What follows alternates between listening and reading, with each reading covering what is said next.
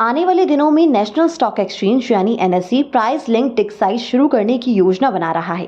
Price linked excise cash और futures दोनों ही बाजारों के लिए होंगे।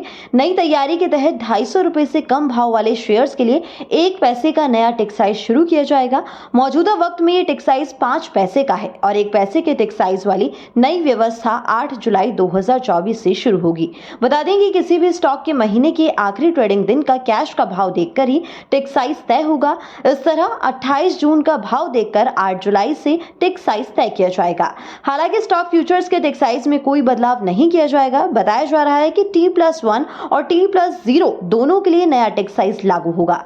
अभी टिक साइज होता क्या है, इस बारे में अगर हम बात करें तो आपको बता दें कि टिक साइज किसी भी स्टॉक की कीमत में होने वाली सबसे कम बदलाव की राशि को कहा जाता है। ये टिक साइज अलग अलग शेयर्स के लिए अलग अलग होता है। मौजूदा वक्त में 250 रुपए से कम से शेयर्स में टिक साइज 5 पैसे है, जिसे बदलकर 1 पैसा किया जाएगा। किसी भी शेयर के दाम या इंडेक्स की वैल्यू उसके टिक साइज के गुणांक में ही घटती और बढ़ती है। अगर हम टिक साइज को आसान भाषा में समझें तो एक बार में किसी शेयर की कीमत कम से कम जितनी घट या बढ़ सकती है उसे टिक साइज कहा जाता है। मान लेते हैं किसी स्टॉक की कीमत 100 रुपए है और उसका टिक साइज 5 पैसे है, तो इसका मतलब हुआ कि उसकी कीमत कम से कम 5 पैसे ही बढ़ या फिर घट सकती है।